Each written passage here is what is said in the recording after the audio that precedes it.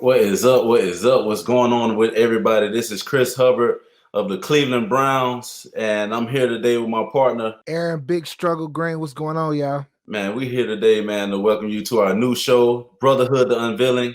We hope to conquer so many things on this show: mental health, careers, family, relationships. We just hope that you guys are listening and understanding and trying to hone it into what we have to say. And we just want y'all to be able to give feedback, man, wherever that may be. A little bit about me, man. Chris Hubbard from Columbus, Georgia, small city. I went to Carver High School, Columbus, Georgia. Didn't have many offers growing up, but I was raised by some people that really had my back, man. My moms, and they really looked out for me, and they always told me to keep my head on strong and that we'll find a way, whatever it might be. And sure enough, man, I found UAB.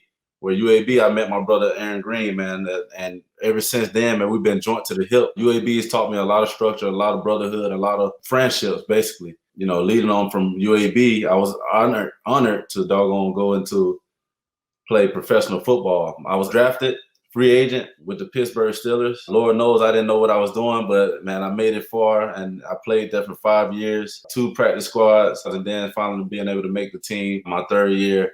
And ever since then, I've been making the team and trying to provide and showcase the skills that God gave me. So going on forward to 2018, I had hit free agency where the Cleveland Browns gave me a shot, gave me a chance, and I'm gonna pass it on to my partner, Aaron Green. Aaron Green, Big Struggle. My profession, I am a social worker and an entrepreneur. A little bit about me, I'm from Indianapolis, Indiana, born and raised. I like to call myself the perfect statistic, single parent home. Dad was in prison. And football kind of filled that void for me. After that, I went to Christmas Addicts Middle School, very well known. Then I went to Cathedral High School. From Cathedral, I went to a D2 college called Miles College in Birmingham, Alabama. Didn't want to leave Alabama, loved it. Birmingham was home.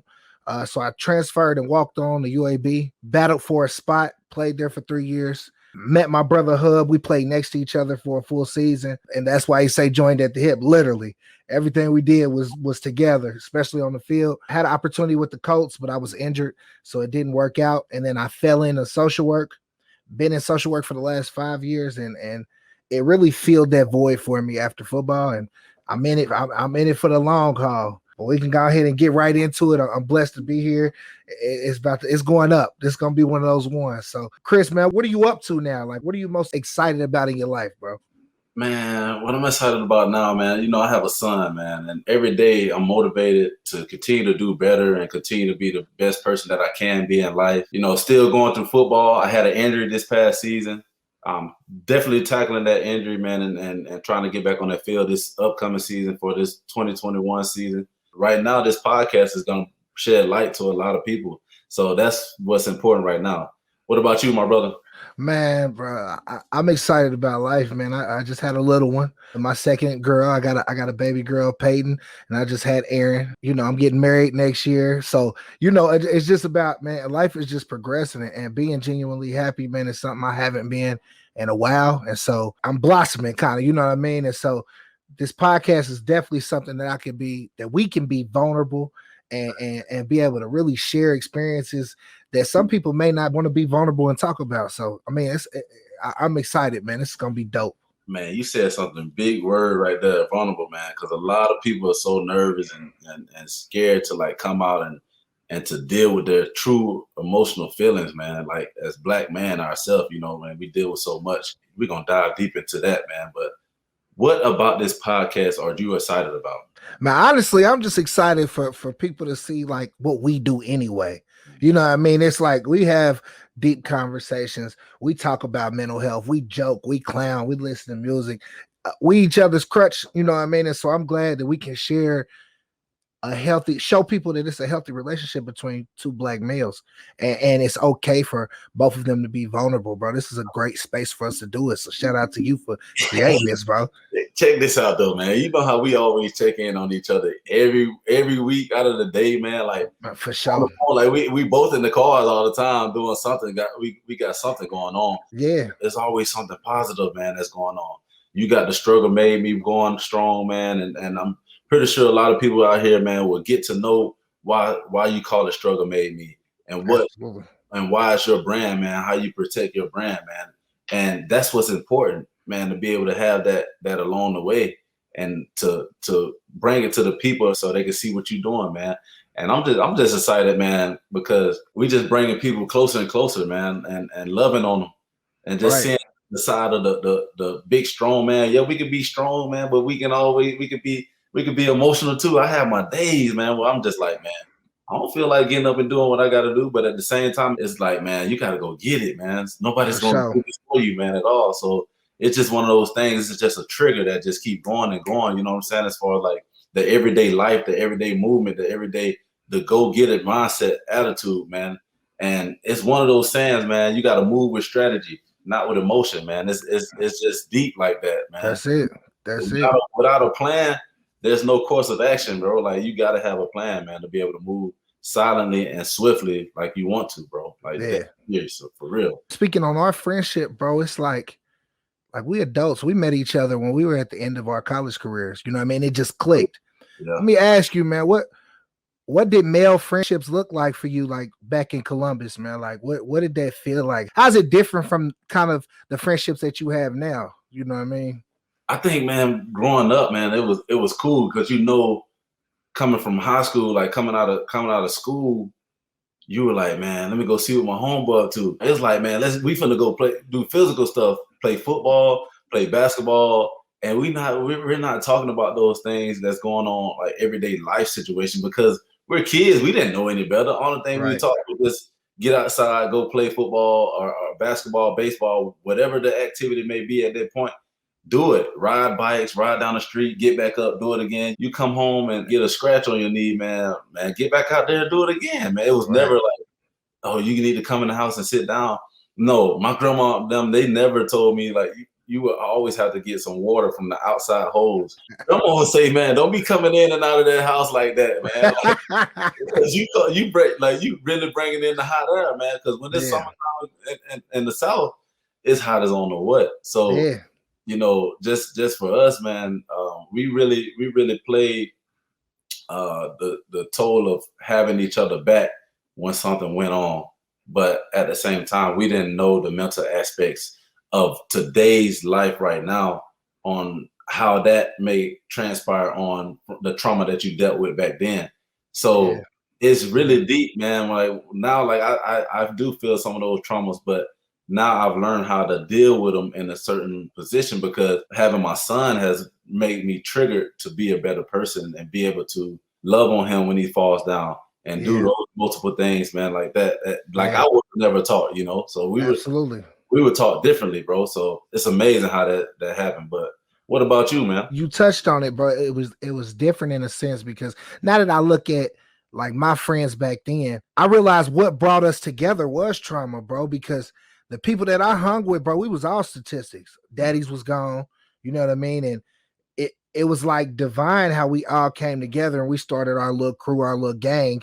Right. And I realized like we started our gang out of being angry teenagers, you know what I mean? It just made sense. Yeah. So right. And so like I realized like being in those positions is sometimes like fed into my trauma. And now that I'm a social worker and I'm in a mental health field, I realized like why I did certain things, and a lot of the stuff that I did was based off trauma. But my childhood was lit, but we were in impoverished neighborhoods too. So, you know, all of that stuff played a part on us it in some form or another.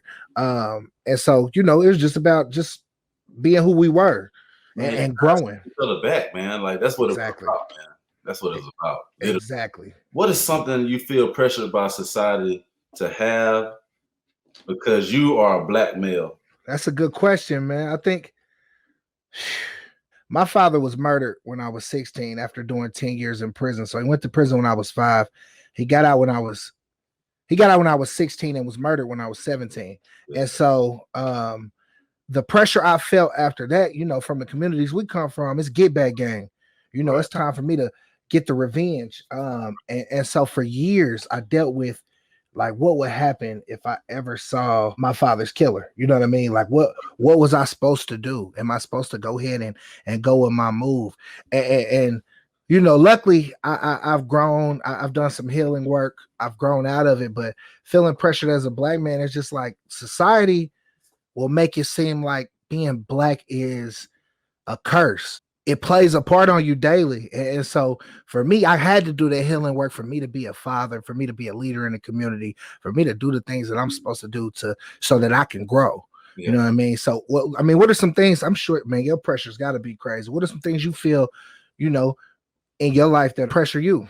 For the most part, man, when I got into the league, man, I've dealt with so much trauma, like growing up, and my cousin, when he was murdered, man, and that really hit my soul, because he was supposed to be where I'm at right now today. He was always telling me, man, like, hey, cuz, man, you gonna make it to the league, man. I'm gonna be there along with you, for the ride, for the journey, man. I can see you having it. But little do people know, man, my cousin was dealing with in the drug game, man. He was dealing in that type of field, and you never know how life works, man. Dealing with those type of paths, man. Dealing with those type of people, and people get grimy, man. And I know, I remember the story, man. My cousin being killed in a strip club, man. Late night, I got the call, and my son has been involved with the story. He got shot in the head and shot in the chest, man, and that messed up my life, like, for a long period of time. I don't think I really, like, handled that situation well, like I should have. How did you handle it, bro? I don't think I did. I think football took part of that. I never had a chance to, like, really, like, mentally, like, take a break to really understood why did this happen. I went to the funeral, like, asking, like, man, like, why did this happen to my cousin? Like, why him? You know what I'm saying? Like, I'm just thinking about that the whole time. I never dealt with it until, like, I got older. I'm like, man, why am I having these dreams? Why am I having these nightmares? Right. And because I never dealt with the whole aspect of him being done. Like, he's not gonna be here no more. Like, I still have his number in my phone, like, and I look at him like, man, dang, what if I would have called cuz right now? But it's just not that anymore, man. My cousin, he's gone, been gone for some time now, man. And I think I struggle with that a lot. Yeah. And as Black man, we need to continue to focus on our mental health, man. Right. I'm taking a break from social media, man, which is crazy. And I just wanted to ask you, how has social media impacted your mental health, and what ways has it impacted your mental health? So for me, I have to use social media, obviously, because I'm a leader in the community. I have a clothing brand. Constant trauma in social media, like seeing Black men gunned down by police. It's so different now, because everything that you're not supposed to see, you see on a daily. And so it can only play a part in your mental, like, you know what I mean? Like, if you ain't taking care of yourself and then you get on social media and realize, like, social media crazy, it take a lot. So I think the break that you are taking, I think that's extremely important. And on social media, man, it was like, how can I use this as a platform for good? Like, I don't post nothing negative on my social media, because I want to be that vulnerable person, the one that helps other people. And I see you do the same on your social media. So what made you go that route in social media? Like, how did that impact, like, your mental health, like being vulnerable in them spaces? Social media is a huge place where you can network and definitely showcase people, your brand, who you are as a person, and positive aspects. Mm-hmm. But then there's a negative aspect of it, as far as like damaging and feeding your mind to different things. Like, I look at a lot of Stephen Furtick, you know what I mean? On there, and I post those too as well, to just give people some insight and some love for that day. But I think social media has impacted in so many ways in my life, man, as far as, like, being able to speak to so many people, right, and dealing with mental health, man, being an advocate for mental health with NAMI, just being able to be available to people, man, and just letting them know that I'm human too as well. For sure. And knowing that and telling them that they're not alone as well. So I think it has its ways of good and bad. It's a thing right now that I think, for me, that as we started our podcast, I thought it was a great idea to just, hone in and just try to just get my piece and try to reach the levels of creativity at the best way that I can, and just intertwine with the nature, man, that's going outside. I love being outside and being able to be involved. Yeah. And enjoying that piece and hearing the birds and just feeling the the grass on my feet and stuff like that. So some of those things, man, that's what I'm gonna take upon and do while I'm taking this break off of social media. And I think that's super important, bro, because I think those breaks, especially from what we just came from, and that's great for our next topic is the quarantine. We came from a point where social media was really all we had to connect with our people. I want to ask you, man, like during the quarantine, you had to sit with parts of yourself that others don't normally get to confront. You know what I mean? There were dark places. We talked a lot about, really honing in on who we truly are and asking ourselves those difficult questions. What did COVID teach you about yourself? Man, COVID has taught me a lot about being around my family, man. Being For sure. how much I love to be around my family. Yeah. During that time, we didn't have football where we were at home being around each other, learning new skills. I found that I had a passion for cooking. For sure. Yeah. I love to grill. I love to, cook breakfast food. So like every day I was cooking like three times a day, breakfast, lunch, man. Like just enjoying that process of it all.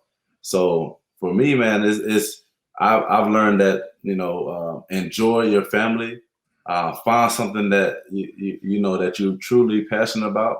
Yeah. And it really like took over me. It really took over me, man. Yeah. What about you, man? What did you learn during the quarantine time? Man, bro, I had to get creative with the hustle. You know what I mean? Like, it was good being home, but in the field that I'm in, I only get paid for face-to-face work. You know what I'm saying? And so being with the people, feet on the ground in the community. And so I had to learn how to Zoom call to help people in crisis.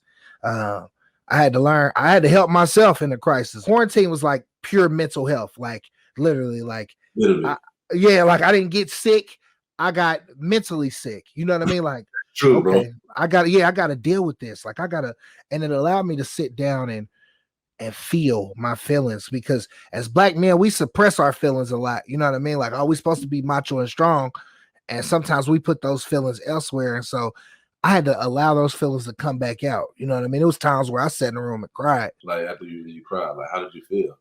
Bro, crying, I tell people crying has to be the greatest release that you can do, bro. I feel like as Black men, we'll either explode, we'll lash out. I think a good cry is healthy. You know what I mean? Especially like, it's like when you a baby and you cry, you got that little, that was the best feeling in the world. That's the real one, bro. I swear, that's when you know, man, I done released everything that was frustrating me, that was going on through my mind. You in the NFL, everybody expects for you to be macho all the time. Like, what do you do to release some of that pressure? I like to have a cigar, man, every now and then. All right, now I might have a little tequila every now and then. okay. I just sip my tequila and have my my cigar. But in the meantime, during out the week, man, I honestly lift weights, man, to just clear my mind. When I can run, I like to hit the ground running, man, and release that way.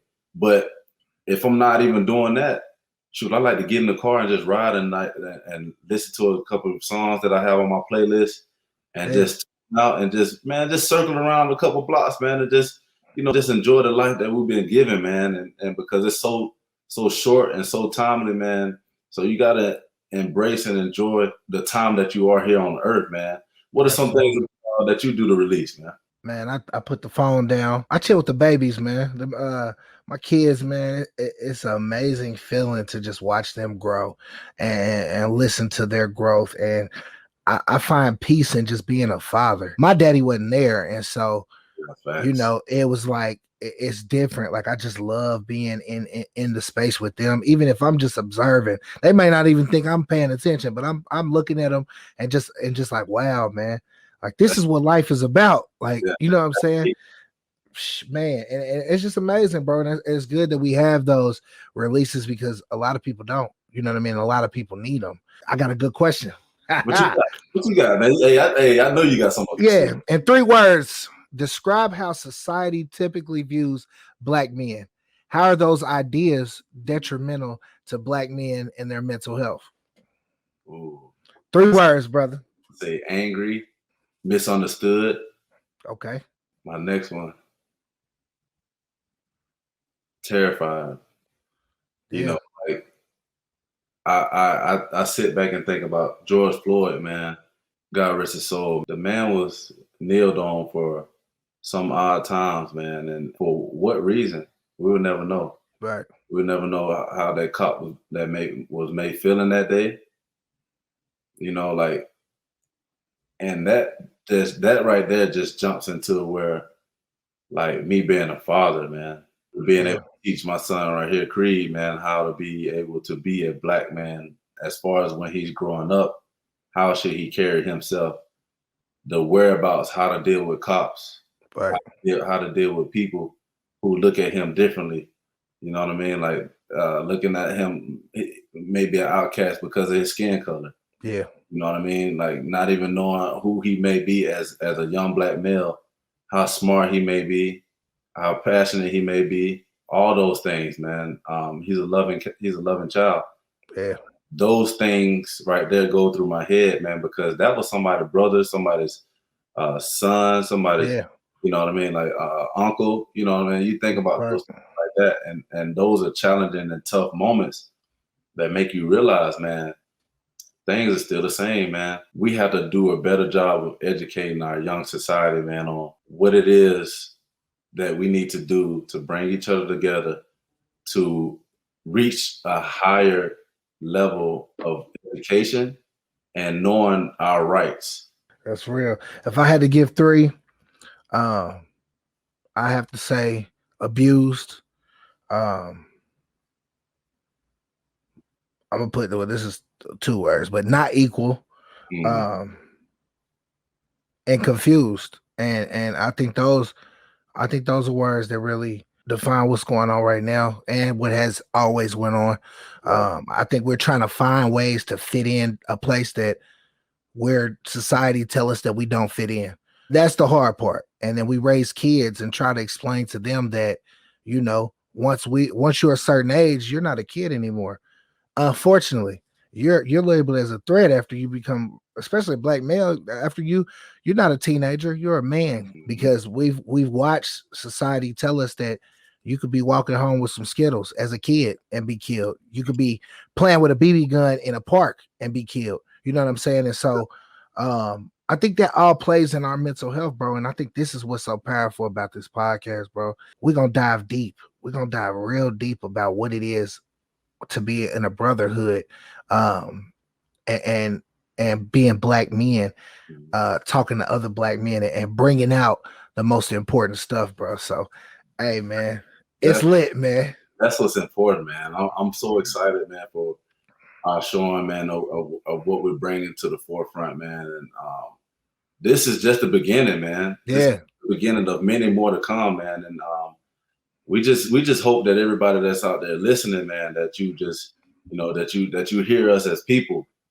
not as numbers. You know what I mean? Like Absolutely. So we appreciate y'all for listening. We salute you guys, man, and welcome to the new show, Brotherhood The Unveiling. Your voices matter, man. Your voices matter to us, man. And like my brother said, man, we're on the way up, man, and we just hope to see a combination of everything on this show, man. So there's more to come. There's more to come. Brotherhood The Unveiling. I hope you guys enjoyed the first show. Many more to come. Let's do this, man. Let's rock out strong, man. I love you guys, man. Wow.